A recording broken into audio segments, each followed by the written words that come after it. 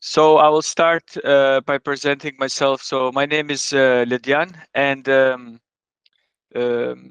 I have developed a fitness app. Actually, my background is in engineering, and I've worked in some of the large Danish companies for quite some time. But I have fitness as a passion, so I've ventured into developing an app completely on my own, just based on my passion. So I have a background in engineering, as I said, but I've been working with data, AI, and programming for more than a decade now. And in this decade, I've also been doing quite a lot of fitness. I've been a trainer in a few commercial gyms and other smaller gyms. I've also invested in a gym myself, so I'm also a gym still. I have a podcast on fitness as well, and sometimes when I have time, I also work as a personal trainer. So quite busy, but these two worlds are quite dear to me. So this app is actually the intersection of these two worlds. Makes sense. Now, I'm not going to read this, but I've just highlighted a few words here that are of importance for what is the backbone of this app. The idea is of something called generative fitness programs. So we know a lot about generative AI and talking a lot about generation these days, but I thought about doing the same for fitness programs. And that's what I've been working on. Basically, I'm working on creating a very large database of programs in the disciplines of functional training, cycling, and running. That's also where my experience is mainly. And then all of these other things, like to have a tailored program and to have flexibility for the user to choose different types of programs based on a lot of other external, but also goals that the person has, and then using some machine learning and AI to recommend some programs. So these are some key concepts about that. At the end, I have recorded like a 2 minutes video that I will show of the app. Cool.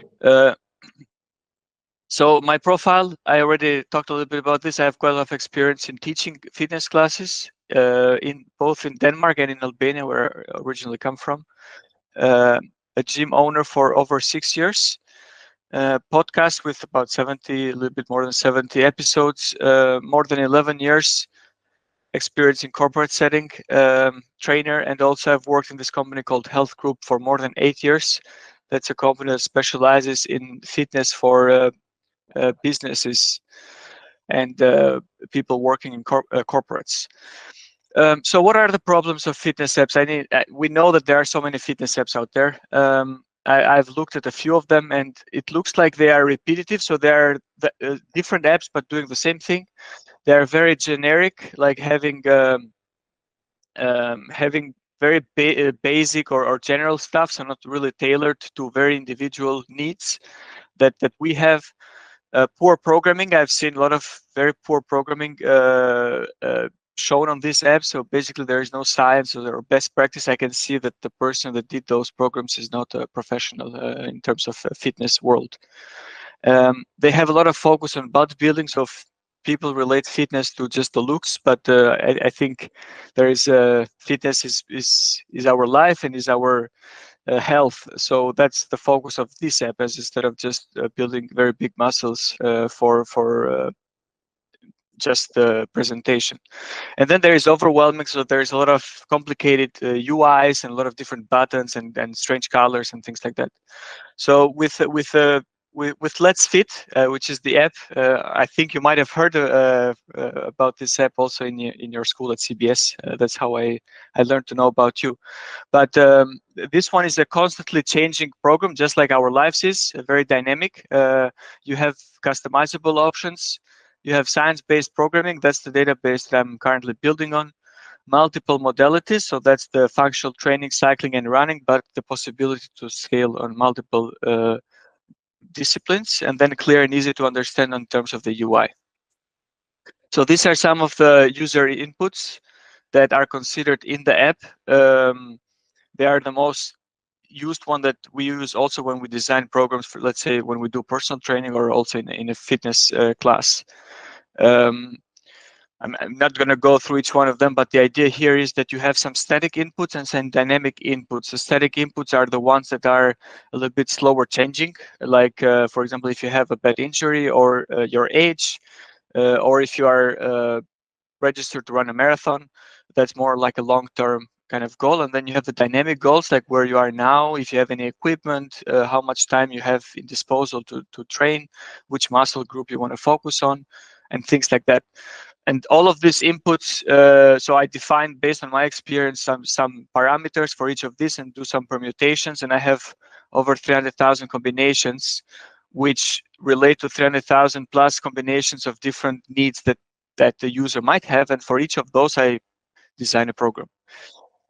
The app is actually live on both Apple Store and Google Play. And in terms of the go-to-market strategy, and actually that is also something that I would like to get some feedback on you today, because I've done everything by myself, and I'm a bit overwhelmed as to how do I launch this in terms of marketing.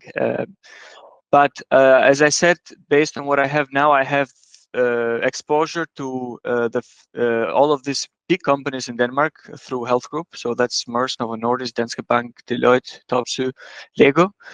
And so I have both physical access, but also access through Health Group, meaning that I can share some flyers with QR codes there, or even organize some events.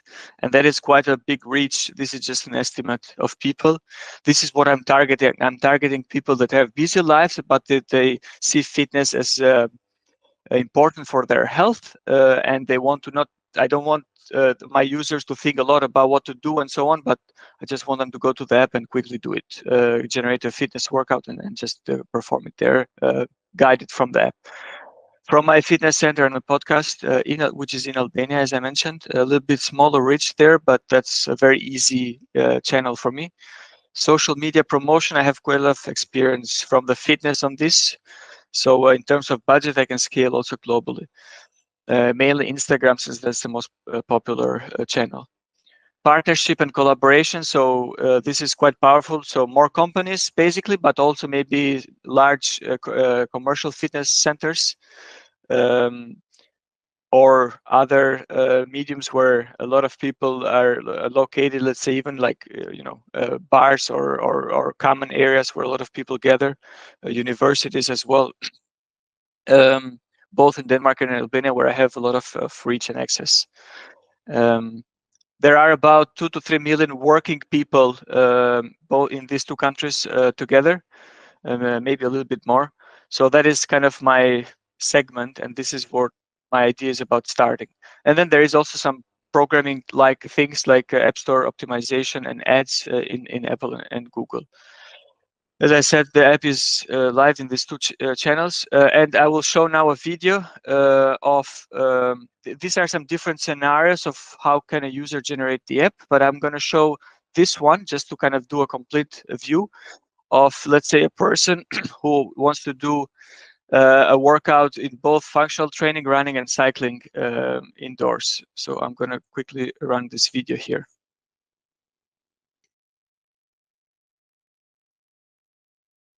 So now I'm generating a program, 25 minutes functional training, and I feel rested.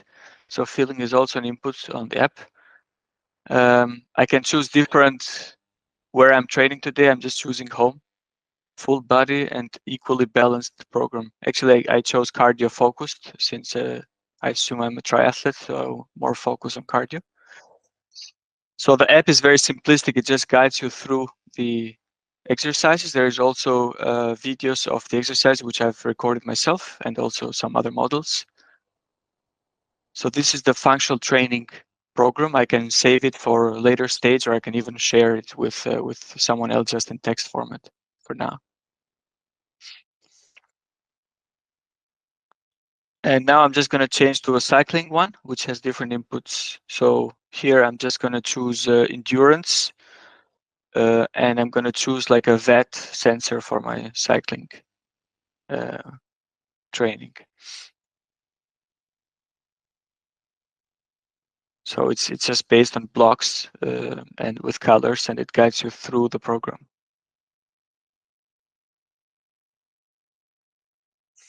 And lastly, I'm just going to do the same for running. And I assume I have, now my time is up, but this is almost there. I assume I have a heart rate sensor and I want tempo, so a little bit more pressure on the training. So I have these 3 programs now generated, and I can switch between them and do all of them. And this will be available for 24 hours. And in the next 24 hours, I will start from a clean slate again and generate other stuff. So every day I can generate new things. These are just the static inputs or the long-term inputs.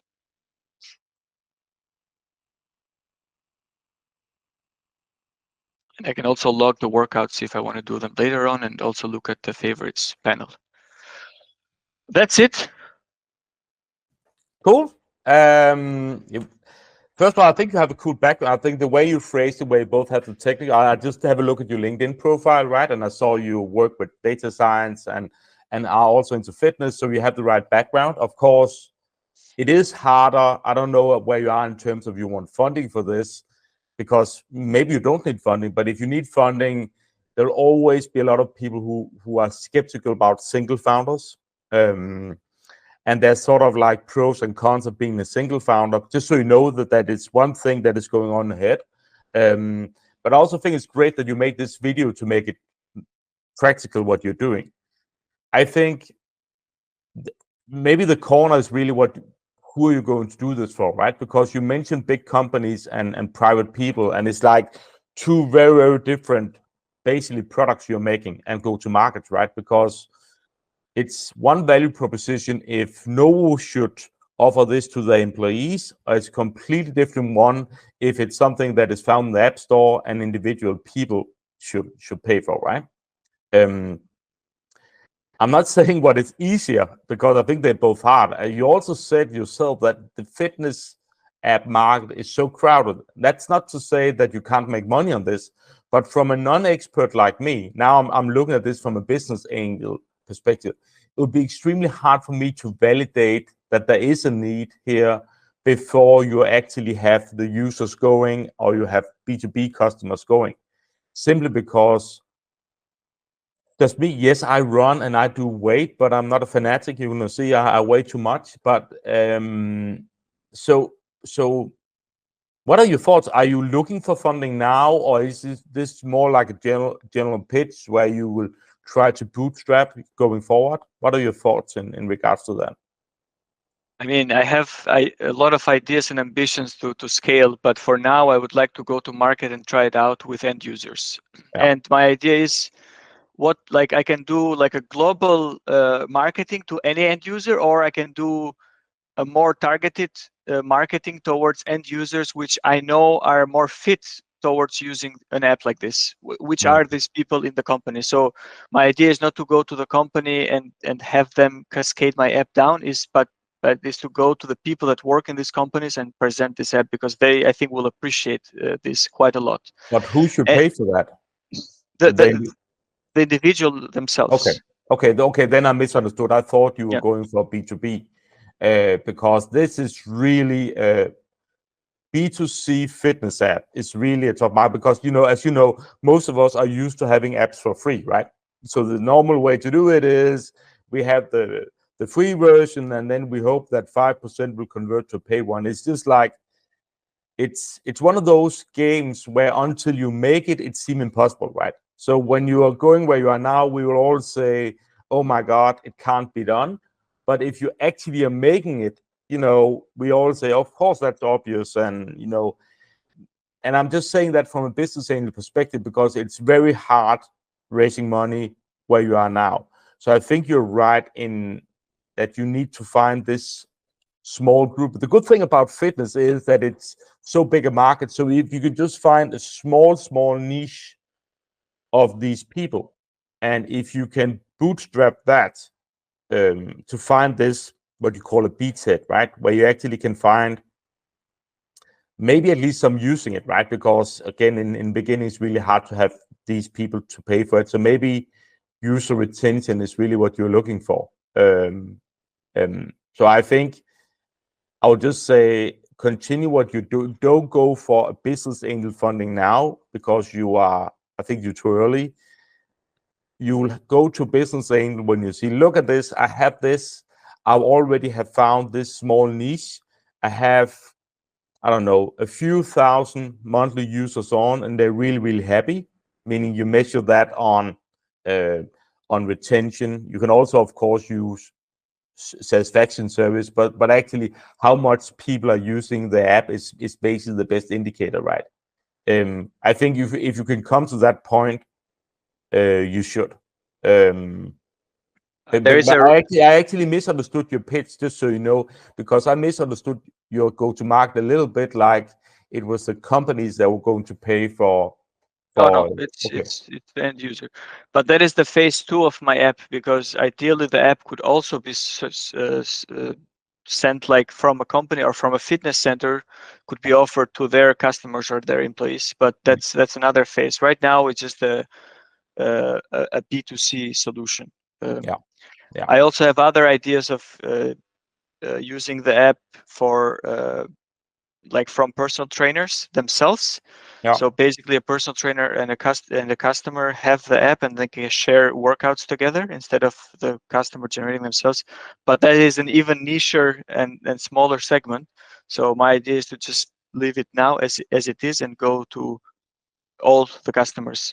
And Yeah. no, I mean, of course, I will need funding at some point, but not at this, because the app is done. I've already done it, and it works, and it kind of has the initial idea that I had in mind. But of That's course, also I the have other unique ideas. thing about you, right? Is that you have these competences, and that enable you to go far. And it might take longer time, but you're in control. I actually invested in another company that's doing a B2C app that is for skincare, completely different. But the key thing in the founding team is the two founders, who are actually a couple, they have the capabilities to do the app themselves, right? Meaning that you can bootstrap this quite far. A few comments to your pitch. I think if I were you, I would show the app video earlier. So because it just makes more sense when you show that earlier, and maybe skip a little bit of description in the beginning, but just actually show the app, because it makes it more real, you can say. And I actually also, if I were you, talk a little bit about your formal CV. Now I check you up at LinkedIn and brag a little bit more about who you are, right? Because a lot of people talk about data science and data scientists, but you're actually one, right? So I'll just encourage you to talk a little, because at this phase, I know you're not looking for funding now, but when you are in, let's say, 9 months, let's say you have a lot of users in 9 months and want funding, I think it'll still be basically we will be investing in, right? And I think this intersection of you being a data scientist and a fitness enthusiast is really a strength there. So show the app earlier, a little bit more about you, because the other thing about the fitness market, I think many of us will know that, right? Because most of us will know that it's a crowded market or whatever. And then at that point in time, when you have figured out, and it's totally okay not to have figured it out now, but then you say, hey, I tried these 3 or 4 go-to-market, but this thing seems to be what's working, and that's what I'm focusing on right now. And that's totally okay. You don't have that now, because it's still very, very early. Does it make sense to just choose like these 2 countries that I have access to start marketing, or does it make sense to just put Instagram and globally scale it? No, I would always start niche, because it has to be where you have some unique connections, right? That's basically the best place to start a business. And if that's Denmark and Albania, then of course it's not to all Danes and not all Albanians, but to that specific niche in these 2 countries. If you can't make it work to the niche in that 2 countries, you cannot make it work in Germany, I guess, right? So where you have the most connections is normally the best place to start, I would do, if I were you. Yeah, makes sense. But Cool. In 9 months, then maybe I'll reach out again to you You and show should. the progress. You should, and that's also why I'm extremely careful not to be too. I'm just saying it's a tough market, and you know that. But basically, all good businesses have started with them pitching to people like me, and people like me have said that will never work, right? So I'm always very careful, because passion can solve all problems, right? Passion and patience. And when you Yeah, have that ability to build the app on your own, you have something that 99% of startups don't have. And if you have the patience there, because this is a huge market, right? And but my guess is that when we talk in 9 months, you will find what can seem like a very small niche, and I don't know. Again, I don't know what that niche is, but most likely it will be like, I don't know what that would be. But really, really, but the good thing about the internet, right, is a small niche is still big enough when you have a global market, right? exactly. And some of the most profitable companies in the world are small niches selling these small things. But there's only 2,000 of those in Denmark, but there's what, 2 million of those in the world, right? So just continue, and I really hope you contact me in 9 or 12 months again. Yes, indeed. Yeah. Thanks for your inputs. Thanks. I'll stop the recording now.